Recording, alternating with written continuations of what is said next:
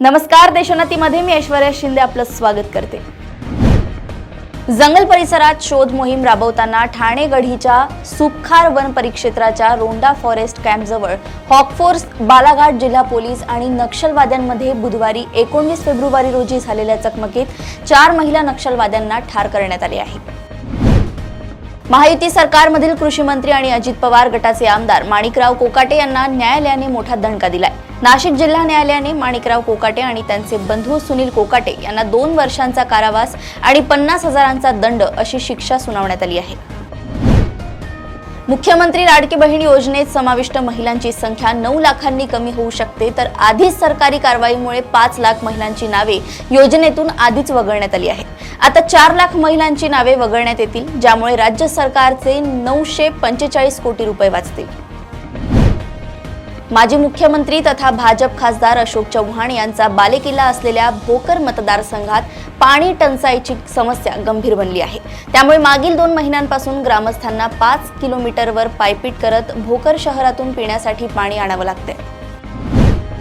पुणे जिल्ह्यात 758 अंगणवाडी सेविका आणि मदतनीसांची भरती केली जाणार असून त्याबाबतची प्रक्रिया जिल्हा परिषदेकडून सुरू करण्यात आली आहे।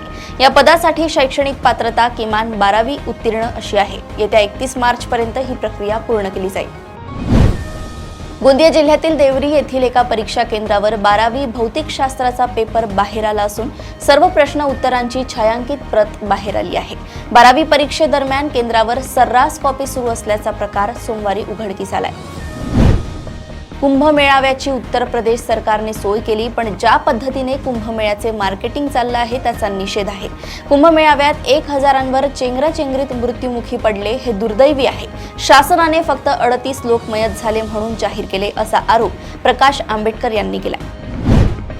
गतवर्षीच्या डिसेंबर महिन्यात शेतकऱ्यांनी सन 2022 ते 23च्या अवकाळी पावसाने नुकसान झालेल्या पिकांची केवायसी पूर्ण केली। केवायसी करण्यात आलेल्या शेतकऱ्यांना भेदभावपूर्ण आर्थिक मदत देण्यात आली आहे। यात अर्धे शेतकरी तुपाशी आणि अर्धे शेतकरी उपाशी असं चित्र आहे। पुणे महापालिकेच्या जन्म मृत्यू विभागात बनावट मृत्यू दाखला तयार केल्याप्रकरणी कोंढवा क्षेत्रीय कार्यालयातील कंत्राटी 2 कर्मचाऱ्यांना पोलिसांनी अटक केली। मात्र महापालिकेच्या जबाबदार अधिकाऱ्यावर अद्याप कोणत्याही प्रकारची कारवाई नाही। त्याला अभय देऊन हे प्रकरण दडपण्याचा प्रयत्न केला जात असल्याचा आरोप माहिती अधिकार कार्यकर्ते विजय कुंभार यांनी केला। बंगालच्या उपसागरात निर्माण झालेल्या प्रत्यवर्ती चक्रीवादळामुळे राज्यात काही भागात 2 दिवस पावसाचा अंदाज व्यक्त करण्यात आलाय। तसेच राज्यात येत्या 3 दिवसात तापमान वाढणार असून उन्हाचा तडाखा कायम राहणार असल्याची शक्यताही वर्तवण्यात येत आहे। महात्मा गांधी यांनी जनतेला मद्य न पिण्याचा सल्ला दिला होता, पण त्यांचे फोटो आणि सही वापरून रशियातील मद्य उत्पादन कंपनीकडून बिअरची विक्री सुरू असल्याचा धक्कादायक प्रकार सोशल मीडियातून समोर आलाय। या कंपनी विरोधात महात्मा गांधी राष्ट्रीय फाउंडेशनने रशियाचे अध्यक्ष व्लादिमीर पुतिन आणि भारताच्या राष्ट्रपती द्रौपदी मुर्मू यांना पत्र पाठवले। राजस्थानच्या बिकानेरमध्ये धक्कादायक घटना घडली आहे। एका जिममध्ये पॉवर लिफ्टिंगचा सराव करताना राष्ट्रीय स्तरावरील महिला खेळाडू यष्टिका आचार्य हिचा मृत्यू झालाय। याचा व्हिडिओ व्हायरल झाला असून तो पाहणारे धक्क्यात आहेत। मागच्या 20 दिवसांमध्ये अयोध्येतील राम मंदिरात एवढ्या मोठ्या प्रमाणावर दान प्राप्त झालंय की त्याची मोजणीही पूर्ण होऊ शकली नाही। श्री राम जन्मभूमी तीर्थक्षेत्र ट्रस्टने दिलेल्या माहितीनुसार मागच्या 1 वर्षामध्ये राम मंदिराच्या वेगवेगळ्या दान काउंटरवर 700 कोटी रुपयांहून अधिकचं दान प्राप्त झालं आहे। तेलंगणात सिंचन प्रकल्प कोसळल्याप्रकरणी मुख्यमंत्र्यांविरुद्ध गुन्हा दाखल करणाऱ्या व्यक्तीची हत्या करण्यात आली आहे। धक्कादायक बाब म्हणजे या प्रकरणी सुनावणी होण्याआधीच या व्यक्तीची हत्या झाली। या हत्येनंतर तेलंगणाच्या राजकारणात खळबळ उडाली आहे। भारतीय विद्यार्थ्यांना कोणत्याही परदेशी संस्थेतून MBBS करण्यासाठी नीट UG परीक्षा उत्तीर्ण करावी लागणार आहे। नीट परीक्षा उत्तीर्ण झाल्याशिवाय तो विद्यार्थी परदेशी वैद्यकीय महाविद्यालयात प्रवेश घेऊ शकणार नाही। एका याचिकेवरील सुनावणी दरम्यान सर्वोच्च न्यायालयाने हा निर्णय दिलाय। 2023 मध्येही अभिनेता शाहरुख खानच्या मन्नत बंगल्यात 21 वर्षीय तरुण चोरीच्या उद्देशाने शिरला होता। आता त्याला भरूच येथून अटक करण्यात आली आहे। या प्रकरणातील आरोपी राम स्वरूप कुशवाहाने 3.90 लाखांचा ऐवज चोरी केलाय।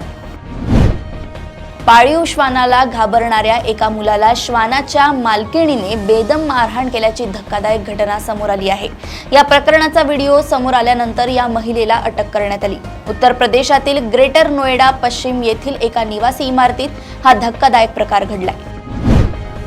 शाळेत एका विद्यार्थ्याने दुसऱ्या विद्यार्थ्याला बेदम मारहाण करत त्याची हत्या केली आहे। पश्चिम बंगालमधील हुगळी येथील जिल्हा शाळेत ही धक्कादायक घटना घडली। या घटनेची माहिती मिळताच पोलिसांनी घटनास्थळ गाठून मृतदेह ताब्यात घेत शवविच्छेदनासाठी पाठवलाय। पोलिसांनी या प्रकरणी अल्पवयीन आरोपीला अटक केली आहे। बिहारमधील नालंदा येथे एक अतिशय हादरवणारी हत्येची भयंकर घटना समोर आली आहे। बेन पोलीस स्टेशन परिसरातील लयकेयापार गावात राहणाऱ्या 60 वर्षीय वृद्धाची निर्घृण हत्या करण्यात आली आहे। या वृद्ध व्यक्तीचे गुप्तांग कापून आणि डोळे काढून त्याची हत्या करण्यात आली आहे। केरळमधील कोझिकोडमध्ये अनेक वर्षांपासून पगार न मिळाला नसल्याने मानसिक तणावाखाली असलेल्या एका शिक्षिकेने आयुष्य संपवल्याची घटना समोर येत आहे। तामारसेरी कोडंचेरी सेंट जोसेफ एल्फी स्कूलमध्ये अलिना बेनी शिक्षिका होती। तिने आपल्या घरी गळफास घेतलाय। डोनाल्ड ट्रम्प यांनी व्हाईट हाऊसमध्ये पुनरागमन करताच हमासबद्दल कठोर भूमिका स्वीकारली आहे। हमासने सर्व इस्रायली बांधकांची लवकरात लवकर मुक्तता करावी, अन्यथा घातक परिणाम भोगावे लागतील असा इशारा ट्रम्प यांनी दिलाय। गाझा युद्धविराम करारांतर्गत हमास दुसऱ्या टप्प्यात एकाच वेळी उर्वरित सर्व बंधकांची सुटका करेल असं वरिष्ठ हमास अधिकारी ताहिर अल नुनू यांनी सांगितलंय।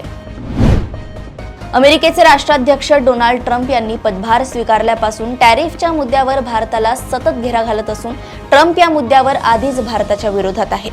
त्यांनी पुन्हा एकदा टॅरिफच्या मुद्द्यावर भारतावर जोरदार टीका केली आणि त्यांच्या बोलण्यावरून टेस्लाने भारतात आपला कारखाना उभारण्याच्या विरोधात असल्याचे दिसत आहे।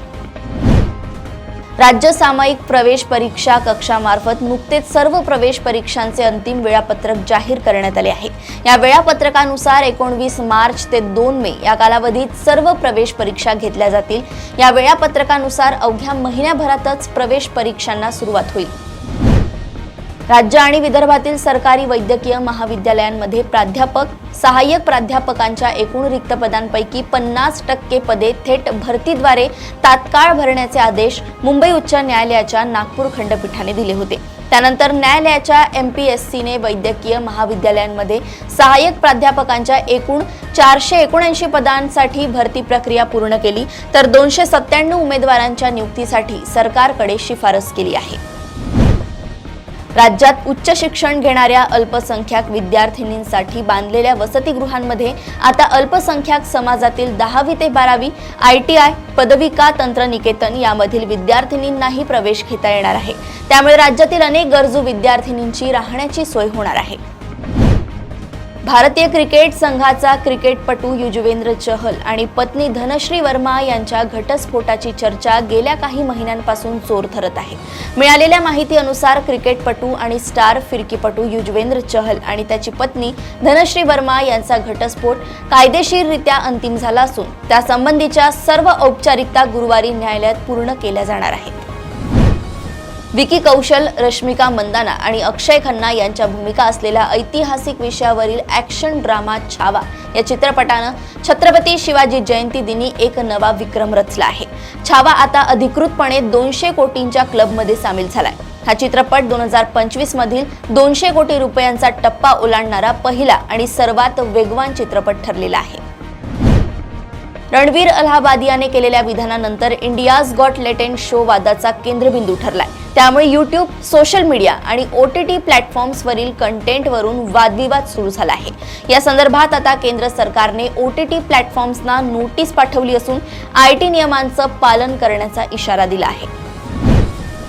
ICC चॅम्पियन्स ट्रॉफी 2025 ची सुरुवात धमाकेदार झाली। नाणेफेक जिंकल्यानंतर बांगलादेशने भारताविरुद्ध प्रथम गोलंदाजी करण्याचा निर्णय घेतला, पण तो पूर्णपणे उलटा झाला।